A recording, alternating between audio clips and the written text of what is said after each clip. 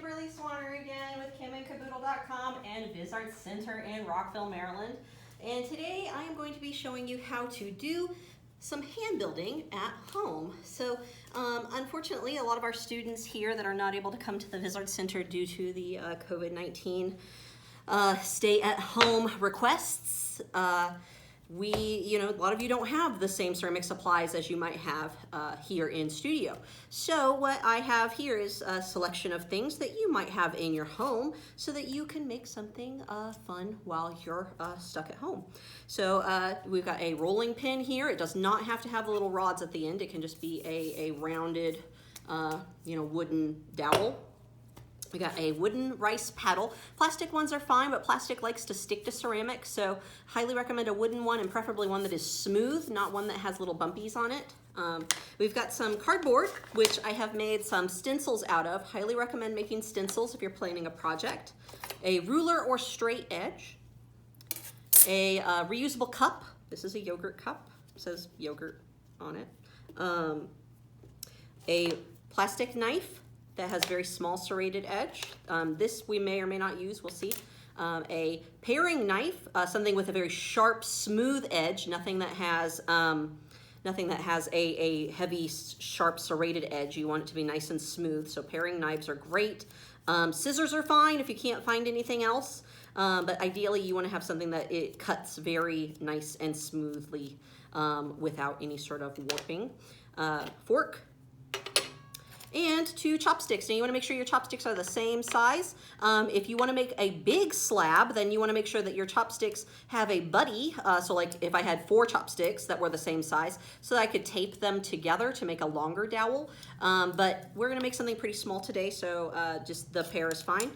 Sponge, any sponge is fine. And then one of my favorite students here at VisArts, Miss Martha, she is one of our lovely hand builders, and she's got some lace on her cart that I'm going to be borrowing today, so thanks, Martha.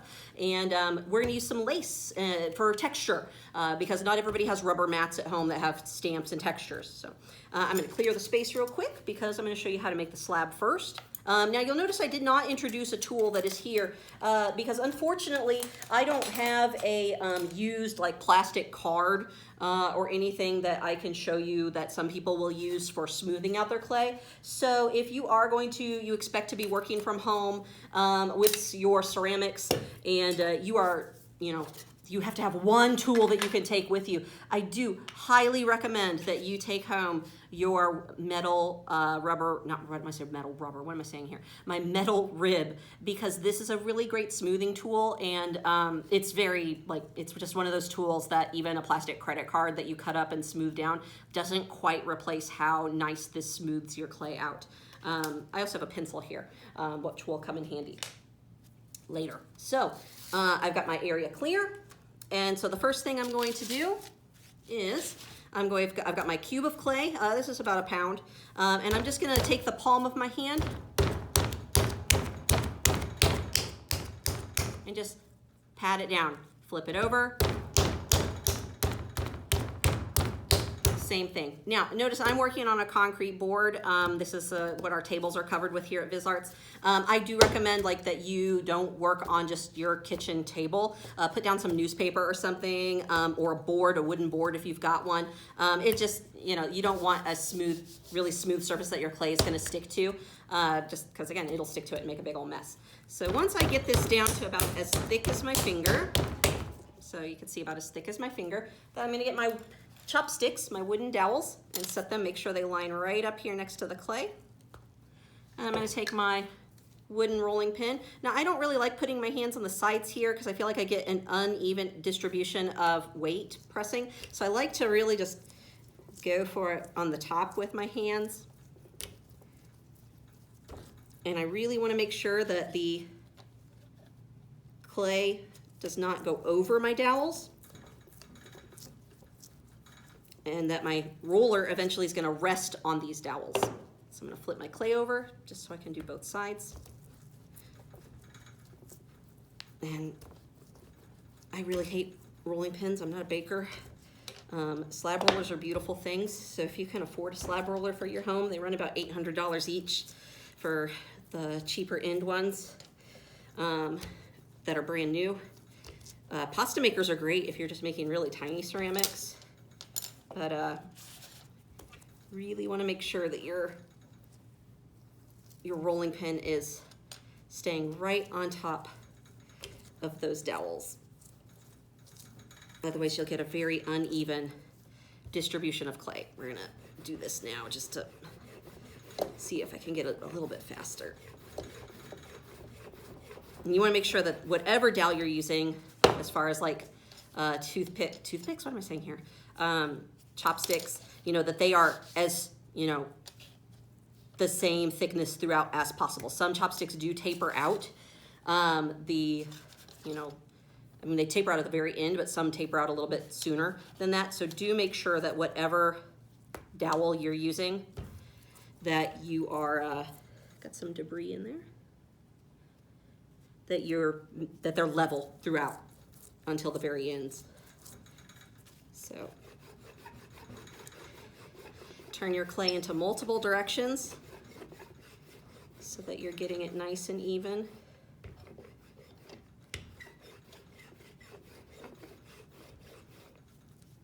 Feel your clay all the time. If you feel areas that are uneven, you want to make sure to readdress that. I'm actually going to use my cutting tool, paring knife, to cut off these edges since it's getting a little bit inconsistent as far as where that goes. That's just the clay pushing, saying, hey, I've got a lot of clay over here. But these dowels will just stop that clay exactly where they are with that exact thickness. This is pretty good. So that's using a roller at home. Another thing I like to do personally, which takes a little bit of practice, is that once I have my clay rolled out, and I'm not measuring that or anything, that's just me cutting off those excess ends. Once I have my clay rolled out, I like to do kind of like a pizza flop to it. This makes my clay a little bit thinner and a little bit wider. I don't like doing this though until my clay has been rolled out to be the same thickness, because otherwise it can, again, the plop can have some uneven distributions, and you don't just want to like flop it down because that is too rough on the clay and it does not evenly distribute the impact. What you're wanting to have happen is that the clay's kind of grabbing the table as you plop it towards your body. So now this is a little bit thinner than I started, really good thickness for the project we're gonna do. We're gonna do butter dish. Now this is video 1 of 2 videos. I'm gonna show you how to make the flat part of the butter dish, the tray where the butter sits first. And then in the second video, I'm gonna show you how to make the top of the butter dish, the lid, so to speak. So I've got my clay here. Now we're going to go to my stencils that I have made. Highly recommend using stencils. So this stencil, it's just out of cardboard. I measured it 4 inches by 8.5 inches. And this is for the base. And then this is 2 inches by 6.5 inches. This is for the top and sides, 2 sides of the butter dish on the lid. And then on the other side, I've got a little square of 2 by 2 that I've drawn, and those are for the ends.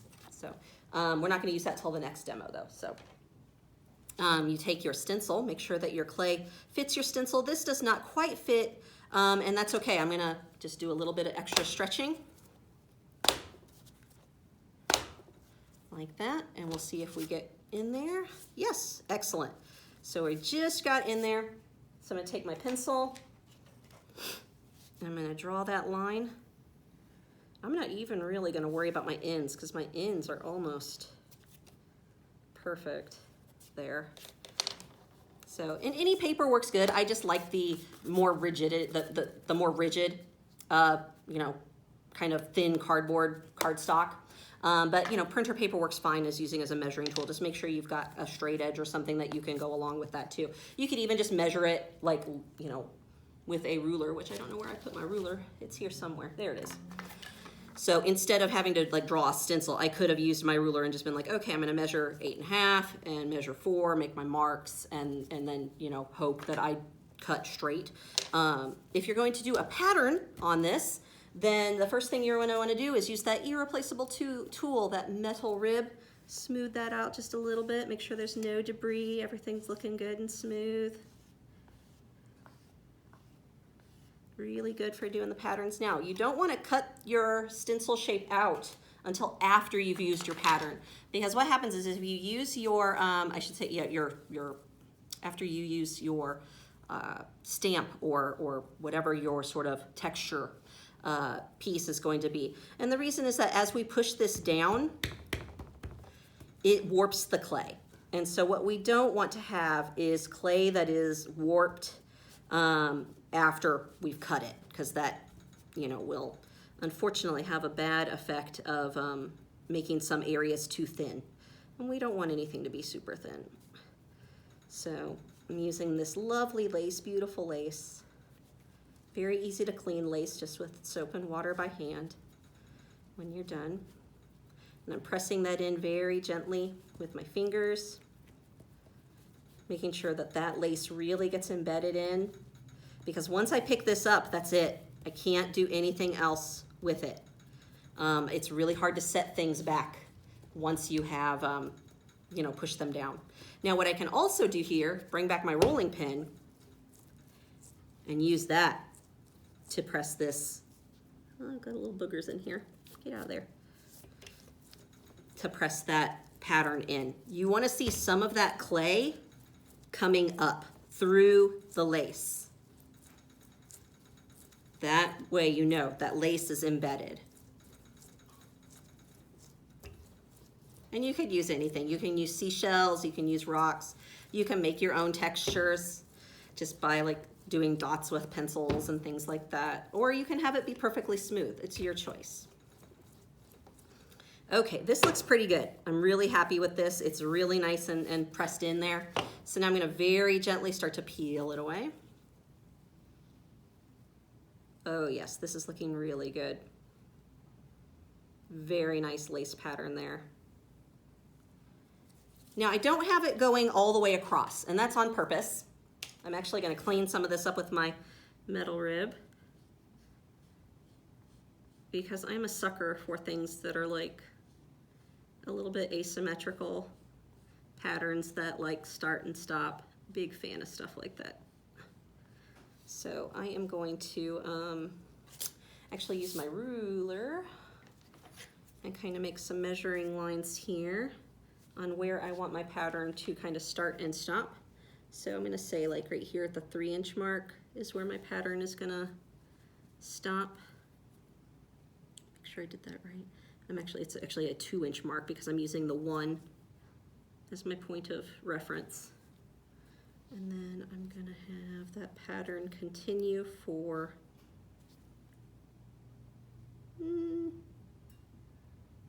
no, that might be good. That might be good for just a little asymmetry. We'll see if I change my mind. So I'm going to smooth that out right there, give it a nice hard line.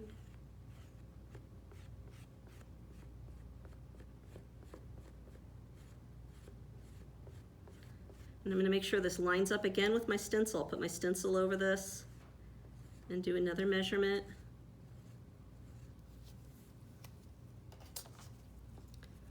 I'm going to draw, that's not a straight edge. I'm actually going to draw a physical line here that will be embedded into the butter dish so that the patterns will stop right there. Now you may be able to see, like, you know, if you use I'm using a colored pencil right now, it's blue, and that's not just, I just grabbed a pencil, to be honest with you. But if you use a pencil, you might see some graphite getting left behind in your clay, and that's fine, it burns right out. So I'm gonna make sure my lines are still nice and fresh and sharp, like that. Very nice. Oh, I did not draw that very straight. There we go. All right, so this is gonna be, this whole inside part is gonna be my butter dish. So now that the dish is, you know, I've got my pattern in, it looks great. If I want to, I can flip this over very gently, smooth out this side. It's already very smooth, I'm not worried about it. So now I'm going to put my stencil back down. I'm gonna use that paring knife. And I'm gonna use, I'm gonna cut on that straight edge, cut out my piece that I have slabbed. So you definitely want to make sure that if you're working like on a kitchen table or something, You don't want to be using a paring knife or any sort of sharp thing that is going to cut into your table. So keep that in mind. We're going to use this clay in a little bit. So here is my little butter dish. Now, you're like, well, it's just flat. That's fine. And it doesn't have to, this can be more than just a butter dish. This can be, you know, there's a lot of things that you can use this for. I could put a little hole in it. It could be for burning incense. I could, you know, put keys in it, little tchotchkes, you know, whatever you want to do. So now I've got this here. I actually have the insert. This is for the lid. And so I want to actually put this right in the middle so that I can bring the sides up around it.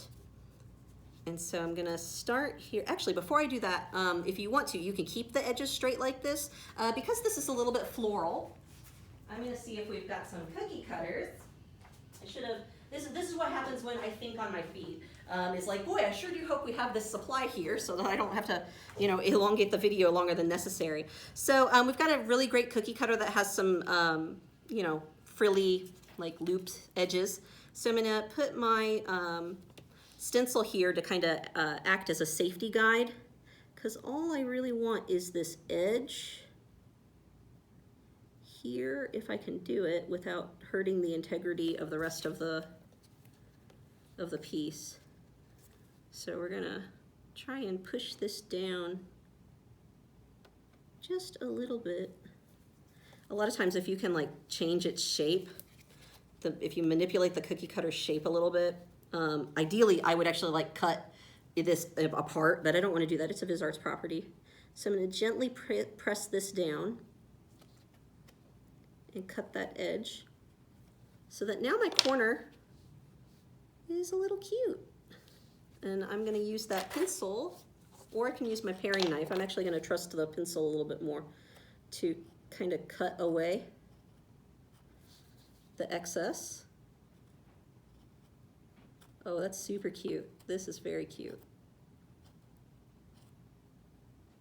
There we go. So now I've got a little cutie. Little cutie. Very nice. And I'm going to do that to all the edges. So again, just going to press it into the one corner and not press too much. Oh, I could do a little bit more. Cookie cutters, a lot easier to you know, mess up and put back down than a pattern. Might even want to continue that along the top of there, actually.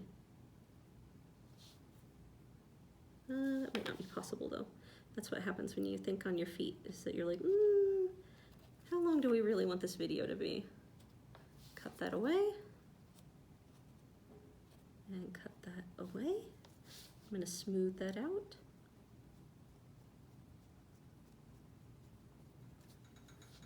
There we are. So we got little cuties. I like the little cuties. They're great. Going to do the other end. So, you know, make your butter dish as time consuming as you want. You know, we could have, you know, made this nice and smooth and not really needed to worry about, you know, little decorations and stuff. But sometimes little decorations are nice. Sometimes you like a little bit, seeing something a little bit special there. And don't be afraid to freehand things too. You know, you make this your own piece. Do what makes you happy. And find ways to, you know, really insert yourself into the works you're making. Because that's what makes them yours. Because you can follow the same pattern as somebody else, that's fine. You know, we have patterns for a reason. It's to make things a little bit easier. But then you find out how to make it unique to you. And that's what makes these projects extra special.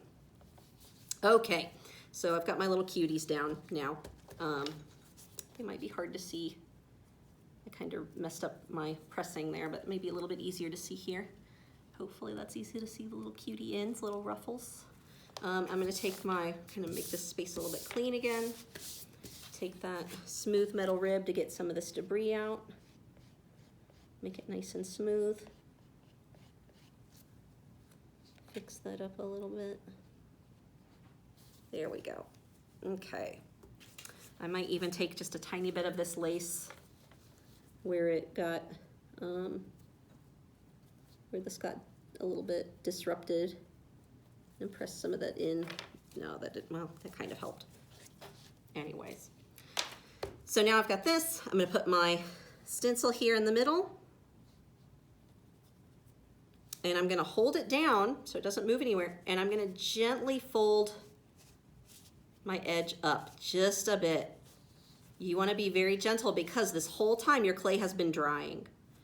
And so now it has become what we like to call a hard slab. Even though it's not like, you know, hard like a rock hard, it is hardening. It is, when it's a pottery piece, we like to call it leather hard. So when you're working in hand building with leather hard clay, you are hard slabbing. Or at least if you're using slabs anyways, that is a hard slab. So gently turn my corners, turn all my sides up. And now I'm gonna take my stencil out and gently pinch those corners where they meet. You don't wanna make it a hard angled pinch though. If you make it too angular, your piece will crack.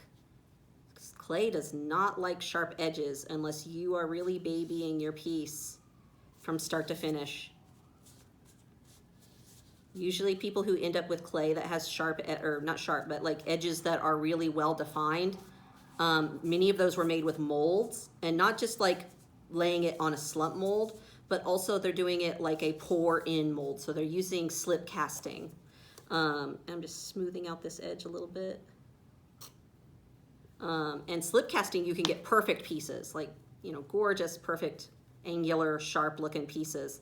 But not so much, that takes a lot more time and a lot of patience if you're doing it with slabs of clay like this. A lot of people will make their corners too sharp, too pointy, and they won't round them out, and they end up with cracks all along those areas because they dry super quick, and the crack just goes right down into that area that was super tight and angular. So now I could call this done. This is a finished base.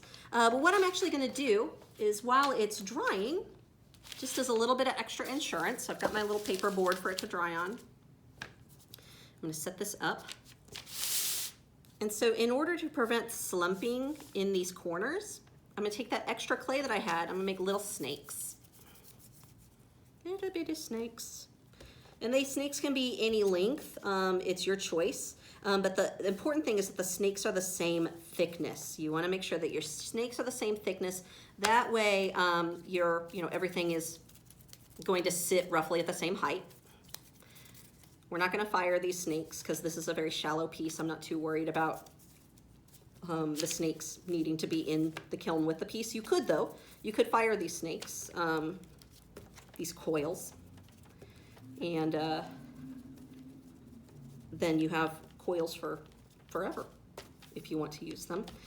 Coils fired with your piece in the kiln does prevent the slumping from, this from dropping back down in the kiln, but that's only really a big concern if you are, the taller your sides are and the more that they're leaning out. Something that's just beveled really slightly like this isn't gonna really slump very much in a kiln unless it's a really hot kiln and you've got the wrong clay body. So I've got my little coil here. These are roughly the same. So I'm gonna actually do a pinch on the corner. So that way it can rest up like that and slide that right underneath so that my edge can rest on something. And do the same thing to this one, pinch. Do that to this side. So you can see I'm just letting that insert. So here's my little coil and I'm just letting that sit right underneath. And then I'm gonna lay that clay down just a little bit on top so it has something to lay out on top of. Take a little bitty bit for this midsection here. The clay does not have to, you do not wanna try and get everything to stick together. You just want it to just rest. I'm gonna cut a little bit out of here. And this is how you want your piece to dry. What you decide to do with this piece once it's dry is up to you. You can sand this if you want it to be extra smooth. You could underglaze it before firing it. There's a lot of things that you could do with your piece once it's been dried a little bit. But for now, this is just, you know, we're just doing something real simple. I'm gonna pinch these ends here and slide that up underneath. There we go. Lay that back down. Turn my board, make sure everything lines up in the way that I want it. And now this just sits and dries. I can smooth out any edges if I want to smooth out some edges here. Take a tiny bit of water. Notice we've not used any water until this one point. And I'm just trying to smooth out that edge so we don't really see that connecting line that my stencil made. I'm gonna do that a little bit in here. You could use a little paintbrush too to kind of smooth some of that out. But I don't wanna do too much. I don't wanna mess up the integrity of the lace either.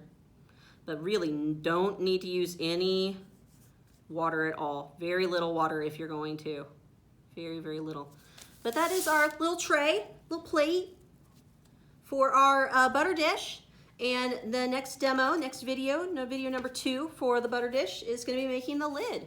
I hope that this was educational for you, and if not, at least mildly entertaining. And I look forward to having you watch in the next video. Stay safe out there and enjoy. Bye.